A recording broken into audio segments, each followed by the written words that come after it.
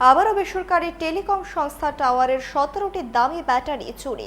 ঘটনাটি ঘটেছে বিশ্রামগঞ্জ থানার অন্তর্গত চিত্রিমাই পঞ্চায়েতের ৮ নং জাতীয় সড়ক সংলগ্ন রতন দেবনাথের বাড়িতে। শুক্রবার রাতে গেটের তালা ভেঙে 17টি দামি ব্যাটারি নিয়ে যায় চোরের দল। শনিবার টাওয়ারের দায়িত্বপ্রাপ্ত টেকনিশিয়ান তরুণ দাস এসে দেখতে পান গেটের তালা ভাঙা। গেট খোলা পরে বিশ্রামগঞ্জ থানার পুলিশ আসে। প্রতিনিয়ত এই ধরনের ঘটনা ঘটছে। আজকে এখন থেকে প্রায় ঘন্টাখানেক আগে সিএসসি মিলে একটা এয়ারটেলের টাওয়ার আছে।